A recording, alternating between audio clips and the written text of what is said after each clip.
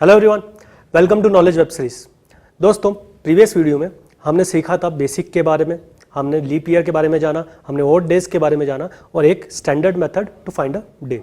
आज के इस वीडियो में मैं आपको बताऊंगा कि किस तरह से हम शॉर्ट ट्रिक मेथड से डे को इजीली फाइंड आउट कर सकते हैं। तो शॉर्ट ट्रिक मेथड है क्या? कैलेंडर के अंदर दो टाइप की ईयर है, नॉर्मल ईयर और लीप ईयर। नॉर्मल ईयर के अंदर जो हम कोड यूज करेंगे वो कोड है 733614625735। यहां पर ये 12 डिजिट्स का एक कोड है और ये कोड 12 डिजिट्स का है। इसका मतलब हर एक कोड एक मंथ का है। जैसे 7 जनवरी मंथ का है, फरवरी मंथ का कोड है 3, मार्च मंथ का कोड है 3, इसी तरह से दिसंबर का कोड है 5। तो इस कोड का हम यूज करेंगे फाइंड आउट करने के लिए डे। अब लीप ईयर के लिए कोड में थोड़ा सा चेंज है और वो चेंज है जनवरी और फरवरी मंथ के अंदर। जनवरी मंथ का कोड है 6 और फरवरी मंथ का कोड है 2, बट यहां पर 7 और 3 है, बाकी सब एग्जैक्टली सेम है। तो इस 12 डिजिट के कोड को आपको याद रखना होगा। याद आप बहुत इजी से रख सकते हैं, 733614625735। 12 डिजिट का कोड है, 10 डिजिट का मोबाइल नंबर याद रखते हैं तो 12 डिजिट का ये कोड भी हम याद रख सकते हैं, क्योंकि कैलेंडर के मैक्सिमम क्वेश्चन आपके इस कोड से सॉल्व हो जाएंगे। अब बात करते हैं कि हम कैसे इन कोड्स को यूज करेंगे। हमारा क्वेश्चन है what was the day on 5 अप्रैल 2018। 5 अप्रैल 2018 को कौन सा दिन होगा? अब यहां पर हम 1 को संडे मानेंगे, 2 मंडे और इसी तरह से 0 को हम सैटरडे मानेंगे। स्टैंडर्ड मेथड में ये अलग था, बट यहां पर थोड़ा सा अलग है। यहां पर 1 को हमने संडे माना है, स्टैंडर्ड मेथड में हमने 0 को संडे माना था। तो अगर आप शॉर्ट ट्रिक मेथड से सॉल्व कर रहे हैं तो शॉर्ट ट्रिक मेथड के टाइम पे आपको ये यूज करना होगा। ऐसा नहीं है आप शॉर्ट ट्रिक मेथड में स्टैंडर्ड मेथड का फॉर्मूला यूज करें, ऐसा नहीं होगा। शॉर्ट ट्रिक मेथड में आपको यही फॉर्मूला यूज करना होगा। अब जब आपके पास रिमाइंडर कुछ भी आएगा, यानी कि 1 से लेकर 0 तक के बीच में अगर कुछ रिमाइंडर आ रहा है तो आप को वो डे होगा, यानी कि आपके उस क्वेश्चन का वो डे होगा। अब 5 अप्रैल 2018 कैसे हम करेंगे? सबसे पहले हम लिखेंगे कि 5 अप्रैल यानी कि 5, ये है डेट। अब उसके बाद अप्रैल मंथ का कोड 7336, यानी कि अप्रैल मंथ का जो कोड होगा वो 6 होगा। और ये एक नॉर्मल ईयर है, 2018 एक नॉर्मल ईयर है, तो हम नॉर्मल ईयर का ही कोड यूज करेंगे। तो 6 मंथ कोड है।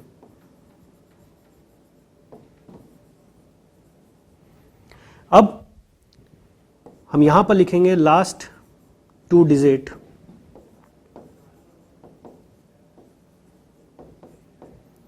ऑफ ईयर, और लास्ट 2 डिजिट क्या है?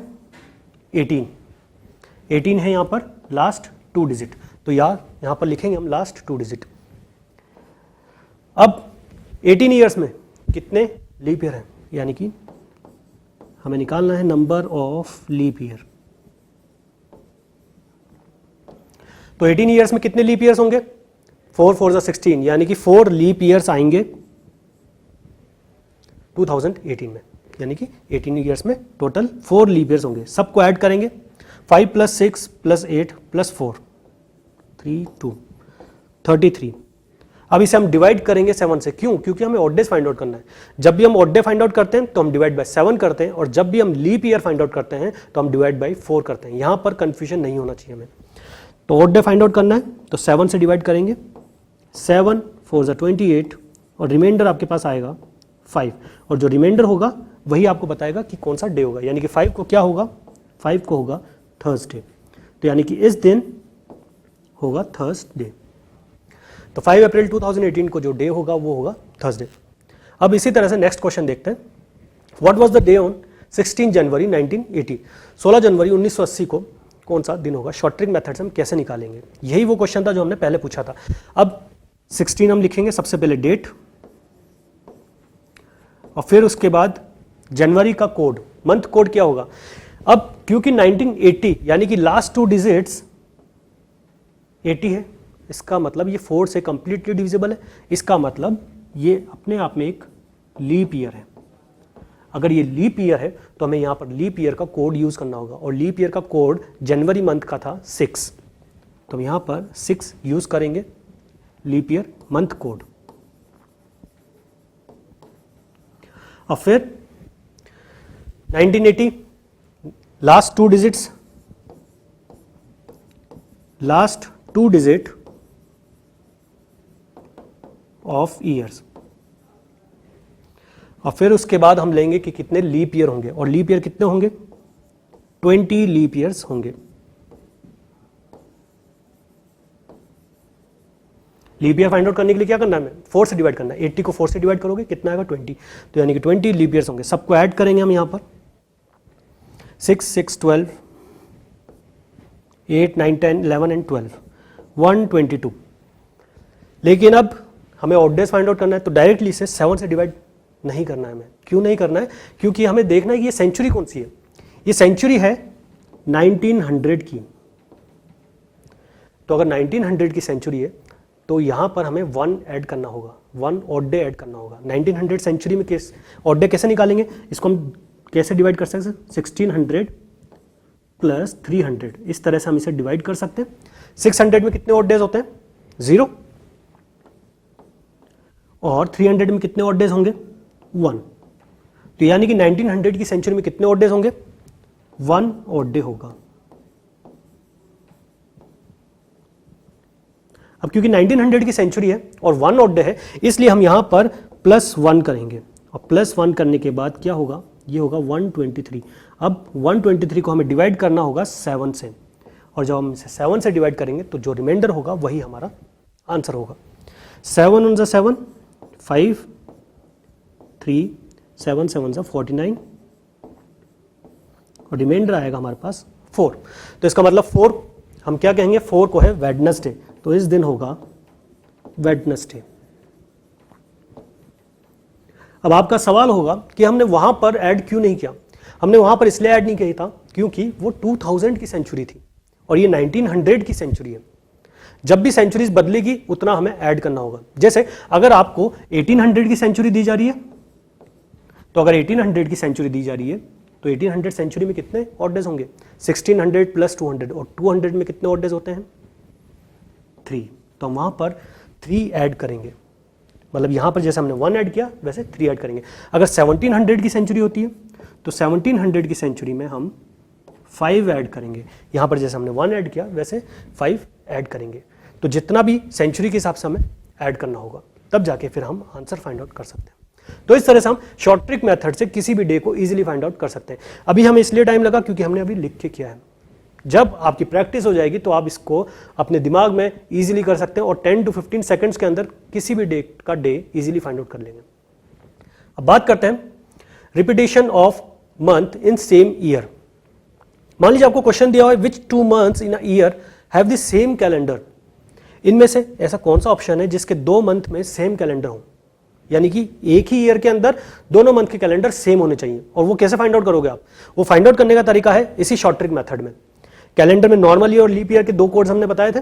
हर एक कोड का मंथ्स के साथ रिलेशन है, यानी कि जनवरी का कोड 7, फरवरी का कोड 3। अब हमें ये फाइंड आउट करना है कि ऐसे कौन से 2 मंथ्स हैं जिनके कैलेंडर बिल्कुल सेम होंगे। तो पहला ऑप्शन लेते हैं जून और अक्टूबर। जून और अक्टूबर यानी कि जून और अक्टूबर, जून का कोड है 4 और अक्टूबर का कोड है 7। तो यानी कि इन दोनों के कोड्स सेम नहीं है।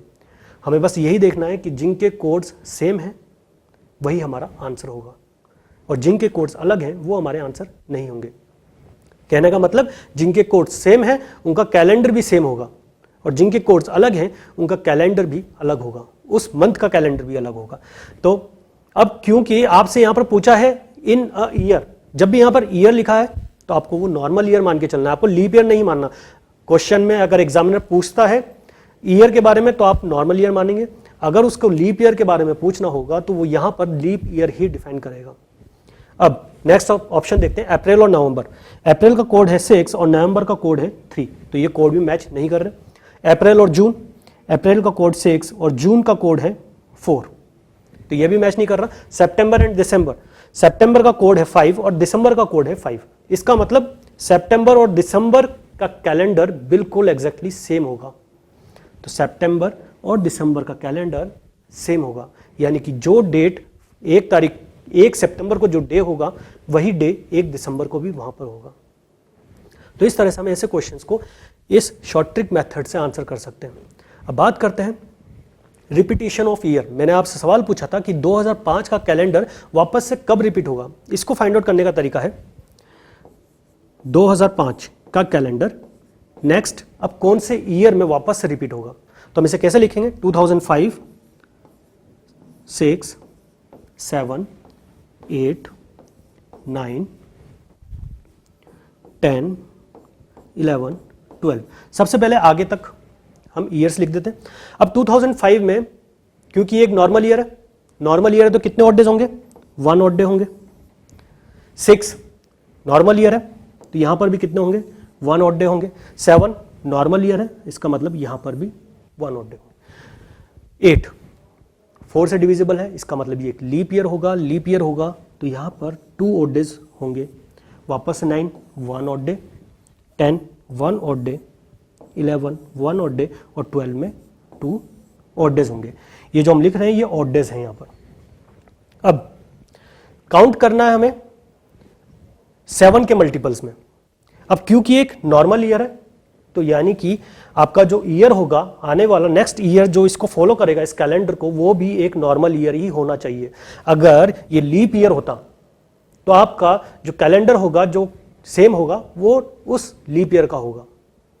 अब क्योंकि यहां 1 है ऑड डे यानी कि एक नॉर्मल ईयर है तो हम यहां से काउंट करेंगे 1 2 3 4 5 6 7, मतलब यहां तक ये कंप्लीटली डिविजिबल है। तो नेक्स्ट वाला ईयर आपका 2005 ईयर के कैलेंडर के जैसा होगा। तो यानी कि 2011 का ईयर एग्जैक्टली सेम होगा 2005 के कैलेंडर से, यानी कि दोनों का कैलेंडर एक जैसा होगा। तो हमें क्या देखना है, हमें 7 के मल्टीपल्स देखने हैं। हम यहां पर कितनी काउंटिंग पे रुके 7 काउंटिंग पे रुके 1 2 3 4 5 6 7। अगर हमें और भी आगे जाना होता तो हम क्या करते 14, जहां पर 14 होता वहां पर रुकते और उसके नेक्स्ट वाला ईयर होता हमारा जो कि सेम होता प्रीवियस ईयर के, यानी कि जो हमसे क्वेश्चन में पूछा गया है। तो इस तरह से हम 7 के मल्टीपल्स के साथ फाइंड आउट कर सकते हैं कि कौन सा ईयर सेम होगा। अब अगर आपसे यहां पर लीप ईयर पूछा जाता है तो आपको नेक्स्ट वाला ईयर भी लीप ईयर ही होना चाहिए, यानी कि जहां पर आप रुकेंगे उसका नेक्स्ट वाला ईयर भी लीप ईयर होना चाहिए। अगर नहीं होता है तो हमें और आगे बढ़ना होगा, यानी कि और काउंटिंग करते रहनी होगी। तो इस तरह से हम फाइंड आउट कर सकते हैं कि रिपीटिशन ऑफ ईयर क्या होगा। तो फ्रेंड्स, कैलेंडर के एपिसोड्स में हमने लगभग सभी क्वेश्चंस को कवर किया। इसी तरह के क्वेश्चंस आपसे कॉम्पिटिटिव एग्जाम्स में पूछे जाते हैं और इस शॉर्ट ट्रिक मेथड से और इन मेथड से आप हर क्वेश्चन को आंसर कर सकते हैं। तो आज के लिए बस इतना ही। इसी तरह से और भी इंटरेस्टिंग वीडियोस आपके लिए लाते रहेंगे। तब तक के लिए देखते रहिए नॉलेज वेब सीरीज।